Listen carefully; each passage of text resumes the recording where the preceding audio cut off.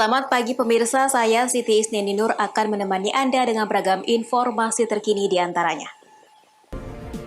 531 pengawas TPS di Medan reaktif COVID-19.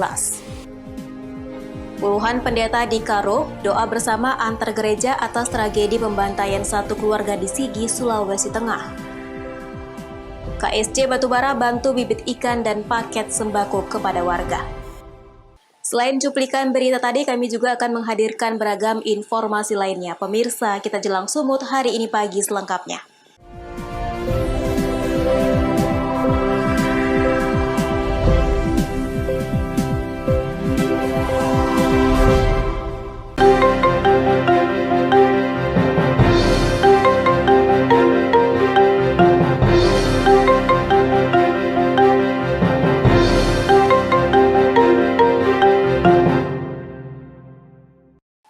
Kita ke informasi pertama. Pemirsa, sebanyak 531 pengawas TPS dari 21 kecamatan yang ada di Kota Medan dinyatakan reaktif COVID-19 setelah dilakukan rapid test. Sebanyak 531 orang dari 4.403 pengawas tempat pemungutan suara di 21 kecamatan yang ada di Kota Medan dinyatakan reaktif setelah melakukan pemeriksaan rapid test. 531 orang pengawas TPS ini pun kembali menjalani rapid test kedua, di mana sesuai aturan dari Bawaslu Republik Indonesia, bahwasannya pengawas TPS harus dalam keadaan sehat dan bebas COVID-19. Nantinya jika hasil rapid test kedua masih reaktif COVID-19, Bawaslu Kota Medan akan melakukan penggantian terhadap petugas pengawas TPS yang reaktif. Petugas medis dari Satgas COVID-19 Medan pun mendatangi para pengawas TPS yang dinyatakan reaktif dan kemudian kembali melakukan pengambilan sampel.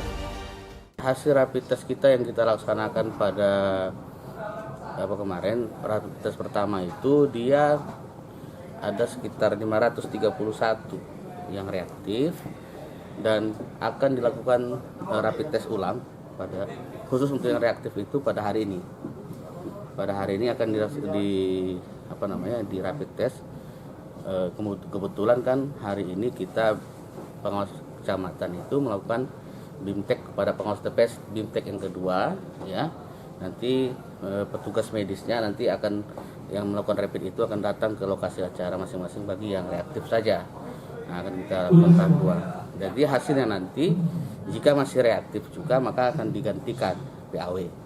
Karena kan sesuai dengan regulasinya itu bahwa harus memenuhi 2 kali kebutuhan sampai dengan sampai dengan kemarin itu hari terakhirnya. Maka nanti jika dia reaktif akan digantikan oleh orang yang di bawahnya, jika tidak dicarilah ambil dari TPS sebelah dan begitu seterusnya sampai terpenuhi yang menggantikan. Pemungutan surat suara Pilkada Kota Medan tinggal beberapa hari lagi. KPU dan Bawaslu berkomitmen Pilkada Kota Medan tahun ini bebas dari COVID-19. Daniel Pekwali melaporkan untuk Eva Rina TV. Sementara itu, pemirsa, Kapolda Sut telah melakukan pemetaan potensi kerawanan pemilihan kepala daerah serentak pada 9 Desember nanti. Dari 21.000 tempat pemungutan suara di 23 kabupaten kota di Sumatera Utara yang menyelenggarakan pilkada, sebanyak 1.352 masuk dalam kategori rawan kericuhan.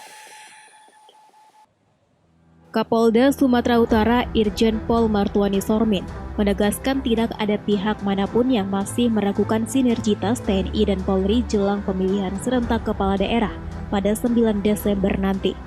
Hal ini dilakukan demi menyukseskan penyelenggaraan Pilkada tahun 2020, khususnya di wilayah Sumatera Utara. Saat Pilkada, Polda Sumatera Utara bersama Kodam Bukit Barisan telah menyiapkan personel di seluruh TPS yang tersebar di 23 kabupaten kota. Tidak hanya Komisi Pemilihan Umum, pihaknya juga telah memetakan indeks kerawanan daerah yang potensi terjadinya konflik dan kericuhan pada hari pencoblosan nanti.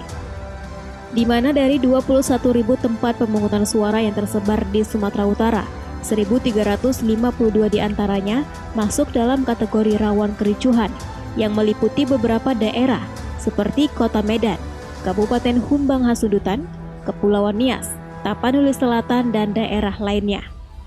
Kerawanan pesta demokrasi ini terjadi diduga karena ketatnya persaingan pasangan calon kepala daerah baik di kota maupun kabupaten, yang dipengaruhi karena adanya dinamika politik dari gerakan dari sekelompok masyarakat di daerah tersebut. Maka untuk mengantisipasi kerawanan saat pilkada, Kapolda Sumut mengerahkan 20.669 personil. TPS.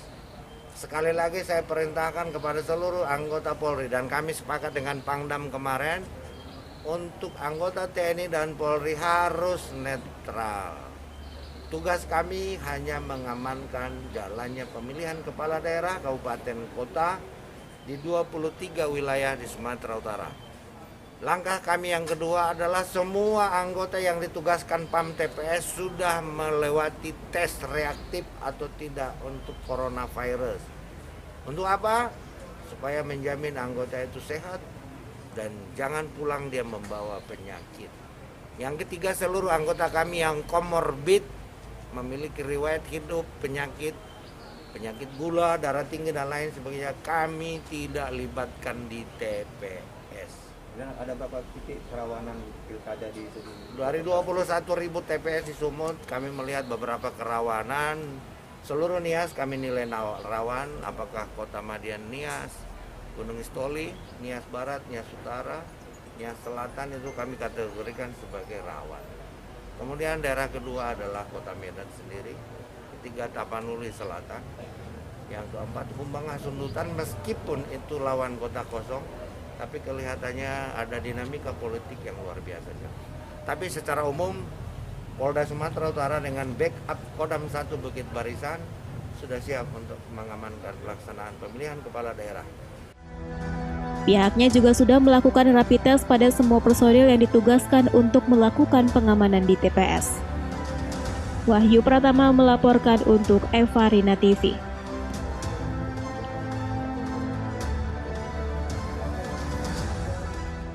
Pemirsa, dukungan untuk Haji Anton Ahmad Saragih dan Rospita Sitorus juga datang dari Organisasi Laskar Merah Putih Indonesia atau LMPI Kabupaten Simalungun.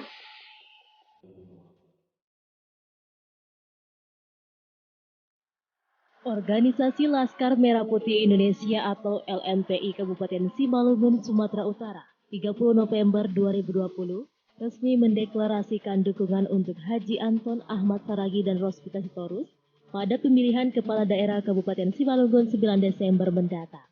Bentuk dukungan tersebut ditandai dengan penyerahan dokumen dukungan oleh Ketua LMPI Simalungun Benyamin Sitepu kepada perwakilan tim pemenangan Harus sebagai bentuk satu kesatuan komitmen organisasi mendukung dan memenangkan paslon Harus.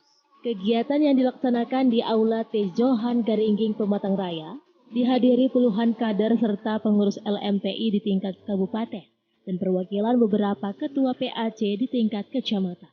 Mereka mengatakan dukungan yang diberikan kepada paslon Harus menjadi bupati dan wakil bupati di Simalungun dinilai sangat tepat. Kami melihat sosok Bapak Haji Anton Saragih adalah sosok yang bisa menjadi sebuah panutan bagi kami karena beliau sosok yang religius dan juga bersahaja, yang intinya pembawaan yang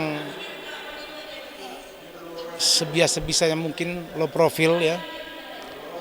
Jadi di sini dengan teman-teman pengurus pun sudah menyatakan bahwa beliaulah yang bisa, yang cocok kita dukung. Harapan kami kiranya juga Bapak Dr. Haji Anton Saragih dan Insinyur Rospita Sitorus bisa lebih memajukan Kabupaten Simalungun sehingga Kabupaten Simalungun sebagai juga daerah bagian destinasi wisata ya. Kemarin ada Danau Tobanya ada 3 rasnya ada, bisa dimajukan dan juga khusus jalan-jalan menuju daerah tersebut bisa lebih baik untuk kedepannya. Pasangan putra-putri terbaik Simalungun, Anton Rospita, juga dinilai mampu membangun Kabupaten Simalungun menjadi lebih baik lagi dengan semangat baru Simalungun. Dosi Simarmata melaporkan untuk Eva Rina TV. Sumut hari ini masih akan kembali sesaat lagi, tetaplah bersama kami.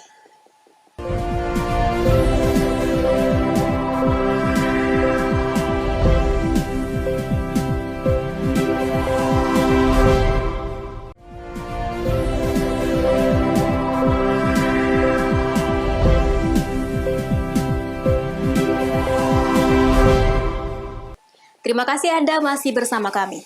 Pemirsa, puluhan pendeta yang tergabung dalam Gereja Peduli Kabupaten Karo membuat aksi pengecaman dan doa bersama untuk tragedi pembantaian 4 orang dalam satu keluarga di Sigi, Sulawesi Tengah. Inilah suasana doa bersama yang dilangsungkan di Gereja Betani Indonesia di Kota Kabanjahe, Kabupaten Karo. Doa bersama ini untuk memberikan bela sungkawa terhadap korban pembantaian dan sebagai aksi solidaritas antar umat beragama terkait kasus Sigi di Sulawesi Tengah. Selain doa bersama, para pendeta juga mengutuk aksi yang terjadi di Sigi yang menewaskan 4 warga dengan sadis. Selain itu juga mengimbau masyarakat untuk tidak terprovokasi oleh informasi hoaks yang tersebar. Bersama dengan para pimpinan ini menunjukkan pertama rasa bela sungkawa atas apa yang terjadi di Sigi. Yang kedua, menunjukkan rasa keprihatinan bahwa penganiayaan, intimidasi terhadap gereja masih terus terjadi.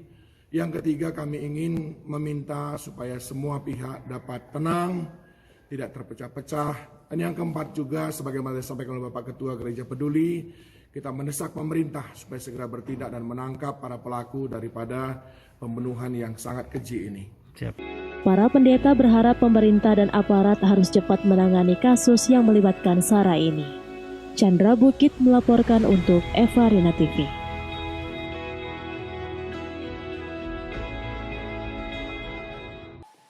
Informasi lainnya pemirsa, Polres Labuhan Batu musnahkan narkotika jenis sabu seberat 15 kg atau senilai 15 miliar rupiah. Dengan dihadiri Forkopimda dan Lembaga Pemerhati Anti Narkoba, barang bukti narkotika jenis sabu seberat 15 kg dimusnahkan dengan cara direbus di Gedung Serbaguna Polres Labuhan Batu Rantau Prapat, Sumatera Utara.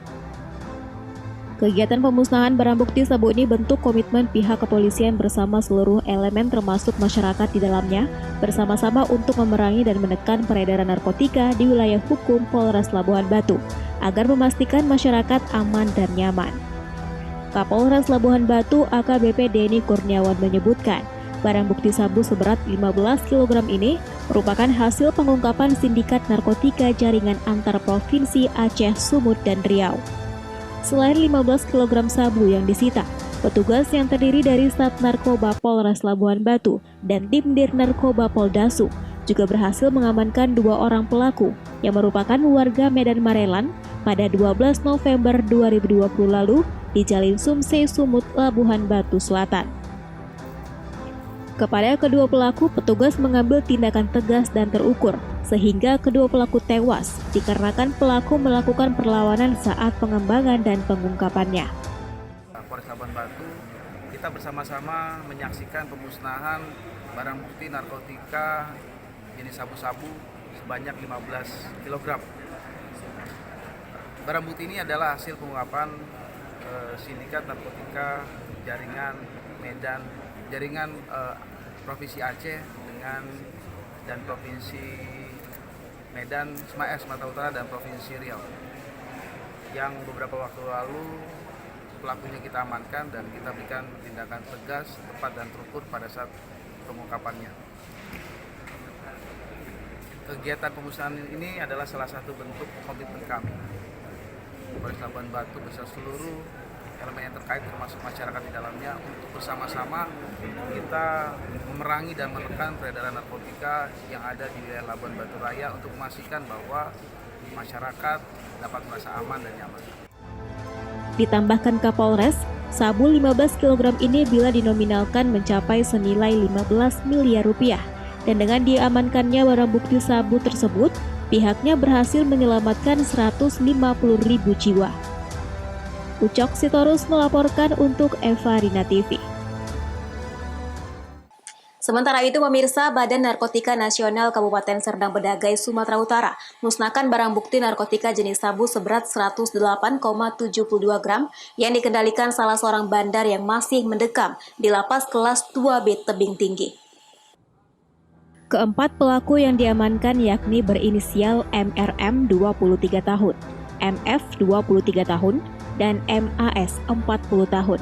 Sedangkan otak pelaku utama berinisial M, 42 tahun, yang saat ini masih menjalani hukuman di lapas kelas 2B Tebing Tinggi dalam kasus narkotika.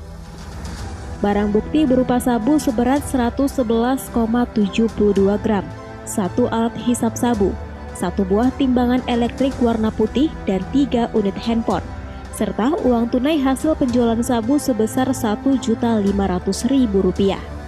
Ketiga tersangka tersebut ditangkap pada bulan Agustus 2020. Ketiga tersangka mengakui bahwa barang tersebut dari tersangka M yang berada di lapas kelas 2B Tebing Tinggi dan mengakui bahwa narkotika jenis sabu tersebut miliknya yang diperoleh dari bandar berinisial JII. Sementara untuk barang bukti yang dimusnahkan, satu bungkus plastik klip besar yang berisikan narkotika jenis sabu dan satu bungkus plastik klip sedang yang berisikan sabu dengan berat bruto 108,72 gram.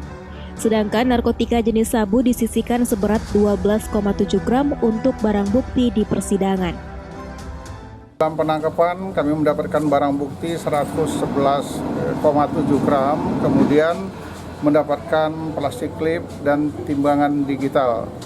Dari penangkapan yang pertama, kami mengadakan pengembangan lagi, ternyata akhirnya bermuara ke lapas Beringin. Ya, kita berharap dengan adanya penangkapan ini, kami mampu mengembangkan lagi untuk melakukan penangkapan siapa pemasok barang nantinya ke wilayah Sergei ini.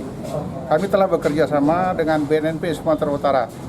Jadi dengan dibantu kegiatan dari pusat, lebih memudahkan kami nantinya mengadakan pengungkapan sebuah perkara. Para tersangka dikenakan pasal 114 ayat 2, subsidiar pasal 112 ayat 2, subsidiar pasal 132 Undang-Undang Nomor 35 Tahun 2009 dengan ancaman hukuman mati atau penjara seumur hidup minimal 6 tahun penjara. Abdul Malik melaporkan untuk Eva Rina TV. Sumut hari ini masih akan kembali sesaat lagi, tetaplah bersama kami.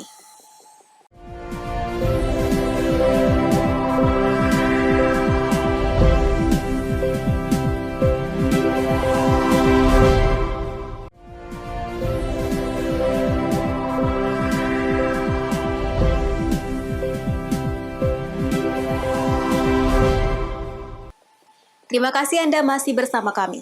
Pemirsa, menggeliatkan ketahanan pangan di masa pandemi COVID-19, pemerintah Kabupaten Batubara bersama Polres Batubara melalui komunitas sedekah Jumat memberikan bibit ikan kepada kelompok usaha pembenihan rakyat, sekaligus pemberian sembako kaum duafa dan anak yatim. Sebanyak 3.000 bibit ikan diberikan dan ditaburkan ke kolam milik usaha pembenihan rakyat di Desa Tanjung Seri, Kecamatan Laut Tador, Kabupaten Batubara ini, sebagai bantuan untuk meningkatkan ketahanan pangan di masa pandemi. Komunitas sedekah Jumat juga memberikan bantuan berupa paket sembako kepada kaum duafa dan anak yatim yang berada di desa tersebut. Kapolres Batubara AKBP Ikhwan Lubis mengapresiasi atas kinerja kelompok masyarakat tersebut, sehingga dengan pembudidayaan pembibitan ikan ini dapat membuka lapangan pekerjaan. Diharapkan dengan binaan ini, para pemuda dapat terhindar dari narkoba. Di desa ini yang paling menonjol perikanannya. Ya, perikanannya dari mulai pembibitan, pembesaran sampai penjualan dan bisa mempekerjakan orang 10 orang. Ya. Kita diharapkan dengan binaan-binaan seperti ini anak-anak muda kita terhindar dari narkoba. Ya. Sementara itu, Kepala Desa Tanjung Seri berterima kasih atas pemberian bibit ikan dan menyantuni kaum duafa anak yatim di desanya. Menurutnya, sebagian warga desa memiliki penghasilan membudidayakan pembibitan ikan segala jenis. Untuk penjualannya, tak hanya di Kabupaten Batubara, namun hingga ke Provinsi Sumatera Barat. Terima kasih atas perhatiannya. Pertama, hari ini di Desa Tanjung Seri tentunya. Sangat perhatian, mudah-mudahan yang Bapak bantukan ini bisa kami kembangkan di Desa Tanjung Seri ini. kalau pengembangannya ini terus dikembangkan dikembangkan, dan penjualan ini sementara ini sudah melayani keluar dari Desa Tanjung Sari, bahkan sampai ke Padang di provinsi lain untuk pembibitannya itu sendiri. Taufik melaporkan untuk Eva Rina TV. Pemirsa, pemerintah Provinsi Jawa Barat menyiapkan strategi mengatasi potensi krisis pangan di tahun 2021 yang diprediksi Bank Indonesia Perwakilan Jawa Barat. Potensi krisis pangan dapat terjadi akibat dampak fenomena La Nina dan penutupan impor dari negara pengimpor beras. Kembali bisa bersinergi dan juga bisa berbincang atau sekedar Bank Indonesia Perwakilan Jawa Barat menggelar pertemuan tahunan Bank Indonesia PTBI 2020 yang dihadiri oleh Gubernur Jawa Barat Ridwan Kamil di Bandung Kamis 3 Desember.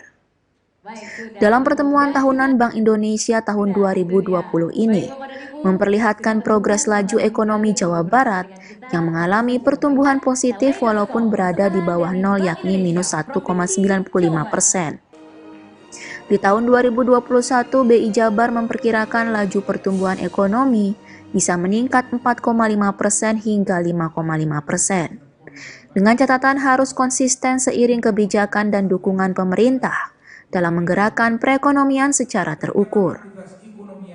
Kepala BI Perwakilan Jabar Herawanto mengatakan, di tahun 2021 pemerintah perlu mewaspadai dan mengantisipasi ancaman krisis pangan yang disebabkan oleh penutupan impor dari negara pengekspor beras seperti Vietnam dan Thailand sejak semester kedua tahun 2020 akibat pandemi COVID-19.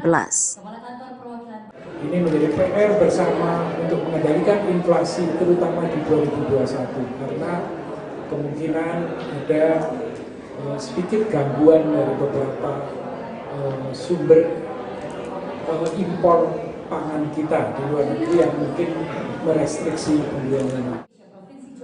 Menurut Gubernur Jawa Barat Ridwan Kamil, sejumlah strategi disiapkan untuk mengantisipasi krisis pangan tahun depan. Di antaranya West Java Investment Summit di bidang pertanian dan menjadikan 20 perusahaan pembeli untuk menjadi mentor bagi petani yang menanam sesuai kebutuhan pasar. Kita menyiapkan 20 perusahaan pembeli, yaitu off-taker, untuk memastikan tidak ada lagi orang bingung menanam apa, menjual kemana, sehingga terjadi produksi yang dibuang karena ketidaksinkronan sistem. Emil mengajak masyarakat Jabar untuk kembali mengembangkan swasembada pangan agar tidak bergantung pada negara lain. Dari Bandung, Jawa Barat, Dian Hardiana, Kantor Berita Antara mewartakan. Pemirsa, demikianlah rangkaian informasi dalam Sumut hari ini pagi. Saya Siti Isnani Nur mewakili kerabat kerja yang bertugas pamit undur diri. Terima kasih dan sampai jumpa.